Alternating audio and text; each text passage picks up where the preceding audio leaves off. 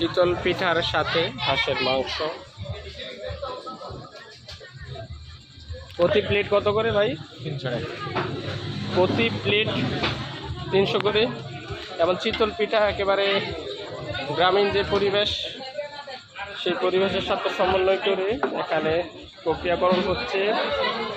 বিশাল বড় কড়াই হাঁসের মাংস।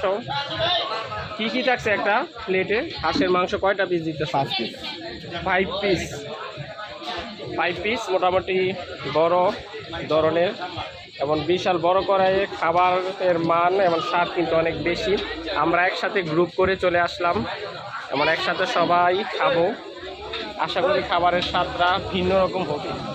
আসসালামু আলাইকুম। আজকে আমরা চলে আসলাম জনপ্রিয় বাঁশবাড়ি চিতল পিঠার দোকানে। এখানে হাঁসের মাংস সাথে চিতল পিঠা এবং চাপটি, দেখা যাক কেমন হয়। একেবারে ঘরোয়া পরিবেশে দেখতে পাচ্ছেন রুমালি রুটি সাথে মাংস, তিনটার সমন্বয়। ও ছাপড়ি নাকি? চাপটি। That very time. আজকে আমরা ইন্ট্রোডিউস করছি সবার সাথে, সবার সাথে আমরা একটা ভালো সমন্বয় করতেছি। আজকে জিজ্ঞেস করবো আজকের খাবারটা কেমন। সাদিল বলো একে একে।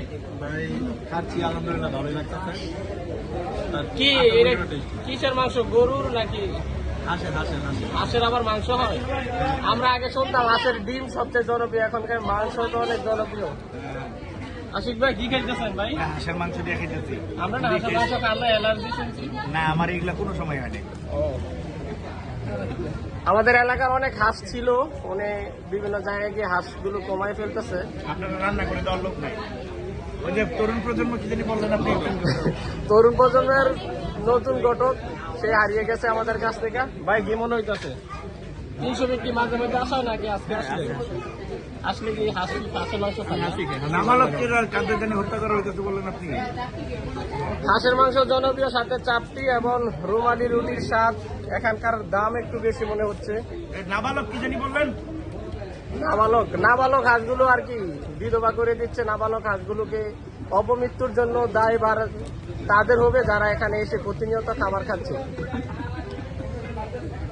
তো সবাই একসাথে সুন্দর সময় কাটাচ্ছি দারুণ খাবারের সাথে। খাবার আছে পর্যাপ্ত, সমস্যা নাই। এই জায়গা থেকে খাবার খাওয়া যায়, সিস্টেম আছে।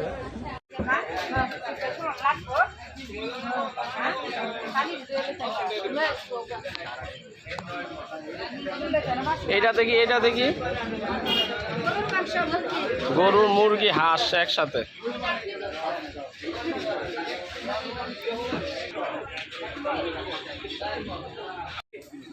সবাই খেতে খেতে ক্লান্ত। রুমালি রুটি, মাংস, গরুর মাংস, হাঁসের মাংস একসাথে খাওয়া পায় শেষ পর্যায়ে। তো সুন্দর একটি সময় কাটছে। খাবারের মান অনেক ভালো।